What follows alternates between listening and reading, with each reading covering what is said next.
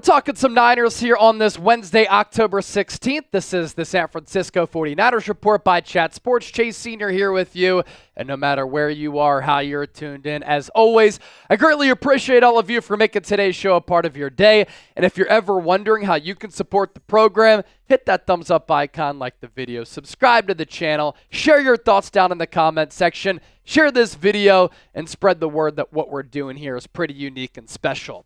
Let's start off by getting to the Niners injury report, and then we'll talk about some trade options for San Francisco to bulk up the interior of this defensive line. One trade candidate and one trade target, a familiar face. Another one, a superstar player for an NFC counterpart. As for this Niners injury report, these following players did not practice today. Defensive end, Leonard Floyd. It was a vet maintenance day. Kicker Jake Moody, as he continues to deal with that ankle injury, is obviously going to be out beyond just this week and last week. Kicker Matthew Wright, dealing with that shoulder injury. More on him in a moment. Wide receiver Jauan Jennings. He's dealing with the hip injury that he suffered against the Seattle Seahawks last week on Thursday night. And even though San Francisco is coming off this mini bye, having played on Thursday Night Football, still a little bit banged up for a couple of these players. Third and Jauan, as we know, balled out against the Kansas City Chiefs in Super Bowl 58 and serves as a matchup problem for Kansas City. The Chiefs, they're just so stout along the defensive line, at linebacker with Nick Bolton and Drew Tranquill, at corner, at safety. They're so well coached. So for San Francisco, you want as many of your options out there, especially when you're without Christian McCaffrey. And with all of the focus sometimes being honed in on the likes of George Kittle, Brandon Ayuk, Deebo Samuel, that's how Jauan Jennings can leak out and get open. And he has such a great relationship on the field with Brock Purdy. Right place, right time, timing, precision, accuracy. Purdy always seems to go through his progressions, and he knows that Jauan Jennings is that safety valve. And Jennings this year, he's had some explosive plays downfield. So if he can't go in this game, that's a big loss for San Francisco, but obviously a few days to go until kickoff. And then defensive tackle Malik Collins, dealing with a knee injury. He has been really good this year. Now, he's always been a player who's been a better pass rusher at defensive tackle as compared to a run stopper. And Javon Hargrave, also more of that pass rushing defensive tackle. He's, of course, out for the year after hurting his arm. But Malik Collins, his get off for his speed and his ability to get past offensive linemen with strength and quickness is really impressive. He's made his way into the backfield on numerous occasions against the run and getting pressure and sacking the quarterback. I think he's been better than what Eric Armstead had done for San Francisco the last couple of years and what Armstead is doing currently for the Jacksonville Jaguars, and Malik Collins at a fraction of the price. Coming off of that injury report for the players who did not practice, one of the big concerns outside of Jauan Jennings, Malik Collins, special teams. Special teams for the Niners has been terrible this year.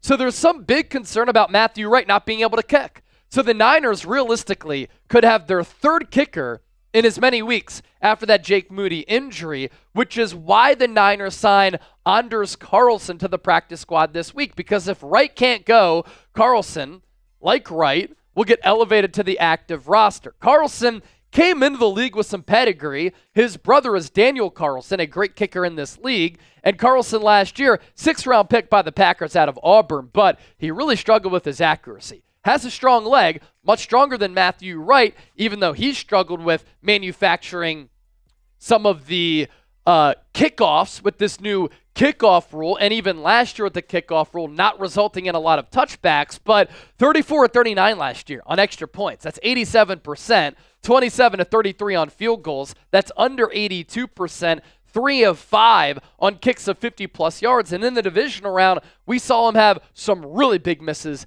against the Niners. Limited participants in the practice today for San Francisco. Jordan Elliott with the knee.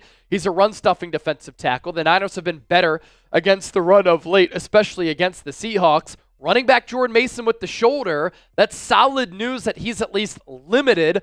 Deebo Samuel appeared on the injury report because of a wrist injury. He's coming off the best game that he's had so far in 2024. And then more positive news, Malik Mustapha with that low ankle sprain, he has been upgraded to being a limited participant. If he can't go, that's why San Francisco signed veteran safety Adrian Amos to the practice squad. Charvarius Ward, a full participant dealing with his respective knee injury. It looks as though he's going to be able to play against Kansas City. In speaking of Niners-Chiefs, does Kyle Shanahan have PTSD watching tape of his team go up against Kansas City? They've lost 2 Super Bowls against Andy Reid and Patrick Mahomes, and under Mahomes and Reid, the Niners have never beat the Chiefs. Kyle Shanahan was actually pretty honest in his assessment of that question. He said, quote, "I think everyone understands that we lost 2 Super Bowls to them, so that can give a little post-traumatic stress when you turn on the tape, but I think that's human nature, but you have to make sure you don't get caught up in all of that. This game has nothing to do with past games. That was last year." Here on the show this week, I talked about how there is mental doubt for San Francisco and how it is human nature. So I'm glad that Kyle Shanahan acknowledged that. First of all, it makes me sound smarter, but it is a thing, right? And I likened it to a real-life scenario. Imagine if you're on a dating app or you went on dates in person and you got denied, or you keep applying for a job, you get denied. At some point, that's going to affect your confidence, right? And so for this Niners team, they have struggled so much against Kansas City. Do they have doubt? Do they have belief that they can beat Kansas City? But Shanahan did make a good point. The tape of those games has nothing to do with this game. And if the Niners can win this game, it can give them a mental confidence boost like they received last year when they went on the road and dump trucked and dominated the Philadelphia Eagles and really embarrassed the Eagles at Lincoln Financial Field. The Niners had a sour taste in their mouths after losing that NFC Championship game against Philadelphia back in 2022. They felt as though they got robbed. They didn't have an equal shot to win that game, to make it to Super Bowl 57 because Brock Purdy got hurt so early in that game, and a lot of people thought Eagles are better than the Niners. Eagles are better than the Niners. Niners go into Philadelphia. They smacked the Eagles. And if San Francisco can beat Kansas City, not even dominate them, it gives them belief that they can dethrone the Super Bowl champions and get over that hump. On facing defensive coordinator Steve Spagnuolo, Kyle Shanahan said this, that the Chiefs unit last year was the best defense the Niners faced in 2023, and this year it will be the best defense they face so far here in 2024.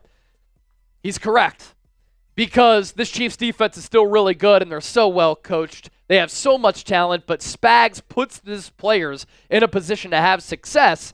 The Chiefs are 6th in points per game allowed, 9th in yards per game, 9th in yards per play. They are 14th on opposing third down conversion percentage, but they're 10th in red zone scoring percentage. So they're not giving up a lot of points, and they're not giving up a lot of drives that capitalize in touchdowns when teams get inside the red zone. As we know, the 49ers like to run the football, right? And the Chiefs are really good at stopping the run. They are 8th in opposing rush play percentage, 4th in yards per rush at 3.7, 7th in rushes per game, 5th in rushing yards per game at 88.4, and 3rd in rushing touchdowns given up per game. I next want to get to this before we get to our sponsor, PXG, and then we'll talk some trade buzz for San Francisco. When we think about Andy Reid, he's known as one of the best offensive minds in the history of football. And here's what he had to say about Brock Purdy. And I trust what one of the best offensive minds in the history of the NFL has to say when it comes to evaluating the quarterback position. This is a head coach who's maximized and coached up quarterbacks from Brett Favre to Donovan McNabb, Coy Detmer, A.J. Feely, Jeff Garcia, Michael Vick, Alex Smith, and Patrick Mahomes. So when Andy Reid says this about Brock Purdy, it's legit. Quote, "I think he's a heck of a player. I remember their head coach at Iowa State saying, this guy has changed the program around. And when you make a statement like that, that's bold. We all see why he said it. He was right on with that. This kid is a heck of a football player." That's coming from Andy Reid. If you still doubt Brock Purdy, that's a you problem. We'll talk trade buzz coming up here in just a moment, but first, we have a tremendous sponsor on board of the San Francisco 49ers Report. So many people worldwide and nationwide love the game of golf, and if you go to pxg.com/chat and use the code chat, with that special link and that special code, you get $10 off per club. What? Yeah, I'm not lying. I'm always looking to improve my golf game. Hit the ball straighter, further, not have to worry about trying to hit everything perfect just to make a good shot. All of it. So I went over to a PXG location for a fitting near me, and I upgraded the clubs in my bag. It was an incredible experience. They set me up with an instructor. I was on a golf simulator, and the access to the data that I had from that golf simulator was absolutely fascinating. And then I took my new PXG clubs out to the driving range, and the ball flight, the velocity coming off the club face, the distance, all of it was greatly improved from my previous irons. The Gen 7 irons are phenomenal, 10 years in the making. The new PXG Gen 7 irons, the greatest leap forward in technology and performance in PXG history. The first irons to push ball speed to the official USGA limit. Gen 7 irons deliver groundbreaking new levels of feel, forgiveness, speed, and distance. So upgrade your bag with PXG clubs and take your game to a whole new level. For a limited time, you can save $10 per club. So head on over to pxg.com, use the code CHAT. That's pxg.com, code CHAT to save $10 per club on your order. pxg.com, code CHAT. We'll put that link down below in the comment section and in the description of this video. Lose fewer balls, lower your score, and hit the ball further and more accurately with PXG. As for some Niners trade buzz and trade targets, let's first begin with DJ Jones. After the injury to Javon Hargrave, he became a popular name for this Niners team because San Francisco is a little bit light at defensive tackle. Now, let me say this. The Niners did get back Kalia Davis, who is a good athlete, but he's been injured since being a late-round pick out of UCF by the Niners. And I'll tell you this as well. UDFA Evan Anderson, he might be wearing that Guardian hat, but he can really, really play. He has been a run-stuffing defensive tackle. He's been in the backfield making plays. He's gotten after the quarterback with some quarterback pressures. And for a UDFA to be doing that this early, I'm impressed. And that's a credit to Chris Kocurek, one of the top defensive line coaches in the NFL. But if the Niners want more of a veteran in there during this playoff stretch run while still building up and developing the young player in Evan Anderson, DJ Jones could make some sense as a trade target. And the Niners have been very active going into the deadline, which this year has been pushed back a week to November 5th. DJ Jones is in the final year of his contract. He knows this Niners defensive system. He wouldn't need an acclimation period in order to get caught up with this scheme.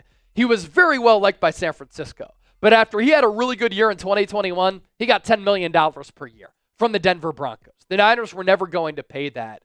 The Niners have some depth issues at that position, which makes bringing him in with scheme familiarity, talent, and a well-liked player, it gives it, a backbone, and it gives it some momentum as far as the rumor goes. But the situation in Denver is pretty interesting. They got off to a bad start. The Broncos are now 3-3. So are the San Francisco 49ers. So I'm not sure if the Broncos are in a spot where they want to sell and have a fire sale. We do have a few more games up until the NFL trade deadline, so maybe the Niners and maybe the Broncos will be in a different spot by then, but look out for DJ Jones. A superstar player who I would be interested in if I were John Lynch, who could help you right now and in the future, and especially help you with pass rushing ability from defensive tackle, but also run stuffing ability from that defensive tackle spot, is Dexter Lawrence. He is a freak. He plays nose tackle for the New York Giants, which is even more impressive that this year so far, he has 7 sacks, an overall Pro Football Focus grade of 89.6, run defense grade of 83.6, pass rush grade of 78.4. On top of that, he has 11 stops, 13 hurries, 24 pressures on 196 pass rush snaps. When you think about some of the best defensive players in the NFL, Dexter Lawrence is one of them because he can dominate and change the complexion of a whole game. And when you think about some of the best defensive tackles in the game, it's Chris Jones, it's Dexter Lawrence right after him.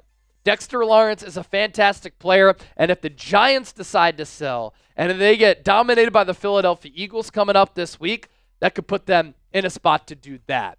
Be sure to give me a follow on X and Instagram at Chase_Senior for a lot of short-form Niners coverage and overall Niners content from yours truly. And then obviously on the YouTube side, be sure to hit that sub button for long-form coverage and daily videos right here on the San Francisco 49ers Report.